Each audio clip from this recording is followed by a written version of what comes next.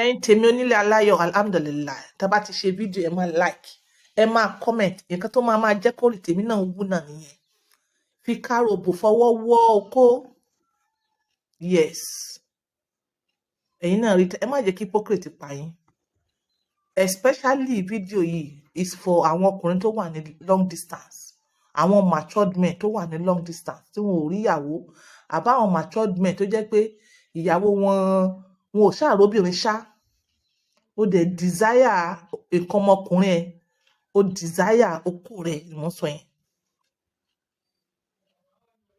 fìkáwọ́ mọ́ fìkáwọ́ ó lè má jẹ́ every time ó lè jẹ́ like twice a week mọ́ fìkáwọ́ in so doing kò ní shrink kò ní kú ọlọ́run fún ẹni láti lò láti bóbìnrin sùn but tó bá di pé ò rí lò apart from pé prostate problem ó máa kú ó máa shrink ó máa dẹnu kọlẹ̀ ó lè cough inú fídíò mi mo ti sọ̀rọ̀ eléyìí náà rí but another title ló bá wá eléyìí concern wa nípa àwọn ọkùnrin tí wọ́n wà bẹ́ẹ̀ 3 years 4 years àwọn là ń sọ tá a bá wá sọ pé fọwọ́ wọ́ èmi ò ní kó fọwọ́ wọ́ as in nítorí masturbation tó bá wù ẹ́ tó bá ṣe masturbation well is your own yes èyí tèmi sọ yìí èyí tó jẹ́ pé ó máa fún ẹ ní blood flow kò ní jẹ́ kó shrink and anytime tó bá wá padà wá kó fẹ́ marry àbó fẹ́ rí ìyàwó àbó padà wá bá ìyàwó rẹ̀ kò dìgbà tá a bá ń wó oògùn fún ẹ o tó bá ṣe rí ìyàwó ẹ tó nífẹ̀ẹ́ sí ó máa dìde ní prom yes nítorí pé kí ni o ò filẹ̀ dead tẹ́lẹ̀ so wàá máa wọ́ ni láti ibi ẹpọ̀n wàá wọ́ straight wàá fọwọ́ fà á straight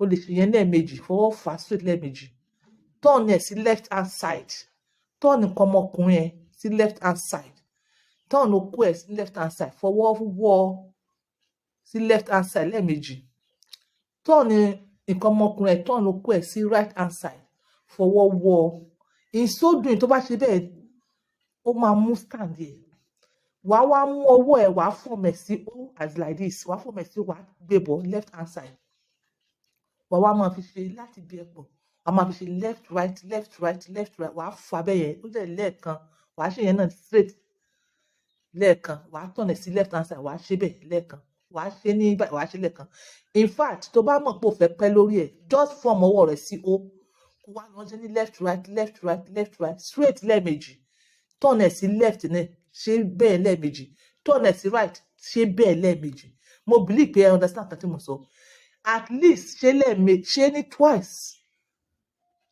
ní a week máa ṣe twice lé a week wàá rí result tó máa gbé jáde apart from pé ó máa keep ẹ active as a man kì í ṣe pé ọkàn rẹ máa wà níbi ìbálòpọ̀ rárá òun fún ní life ní òfẹ́ kó wàá tún rí i pé ó tún máa jẹ́ kó nà sí ó máa jẹ́ kó fẹ̀ sí yes ẹ má jẹ́ kó kú tán ẹ má jẹ́ kó kú prostate tẹ́ ẹ bá rí obìnrin bá sùn náà ó lè cause prostate fún yín tẹ́ ẹ bá rí ibi dà ó lè cause prostate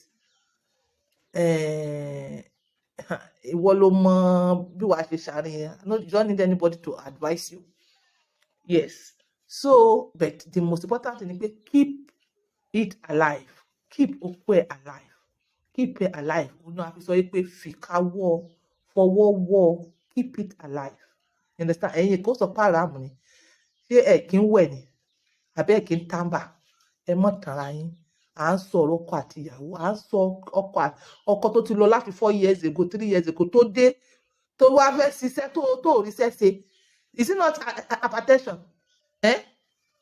keep it alive nǹkan tí mo bá yín sọ nítorí prostate tó yẹ yín nítorí prostate enlargement or nítorí a kind of obstruction ẹ̀yin kan ti ní problem ìtọ̀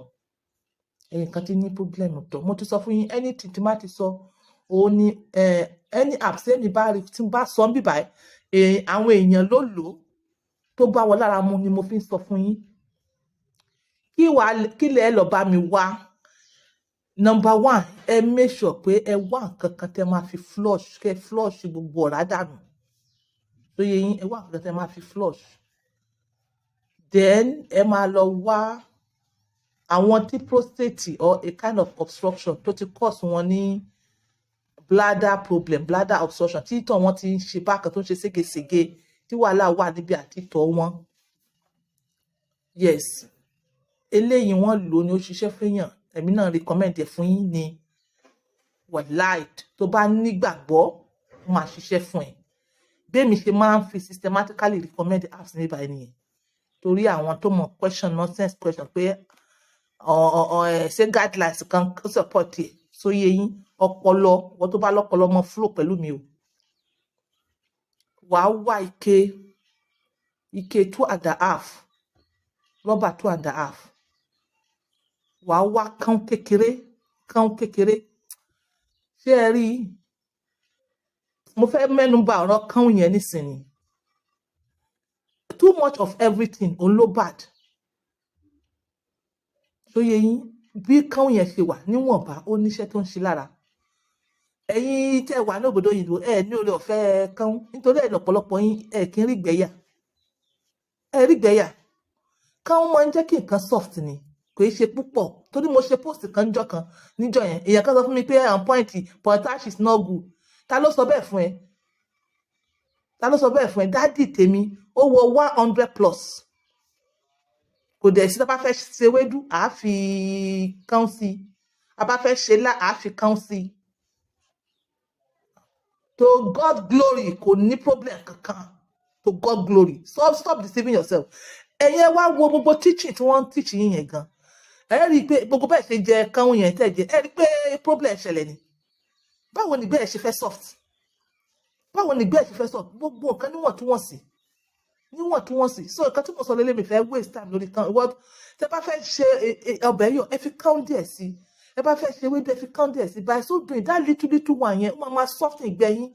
Kò ní di pé èèyàn express pile, èèyàn express nǹkan tó yẹ kí èèyàn express. Tẹ́ bá ti di pé ẹ lè tọ̀ ẹ lè yàgbẹ́ problem ti dé nìyẹn. Problem yẹn ni òun gan ló wà mightier.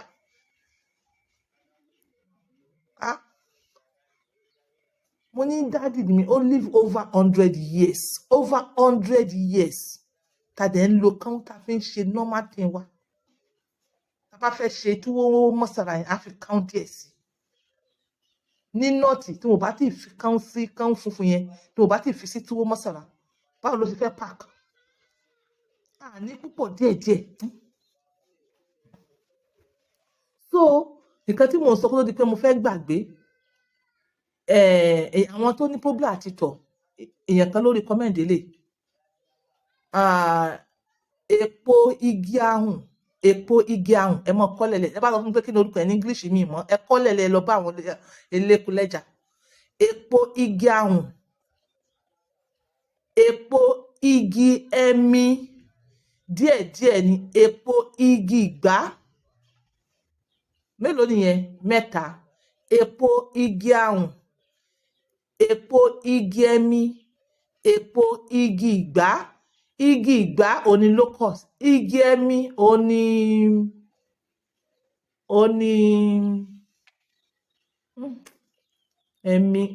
shea butter, yes, shea butter.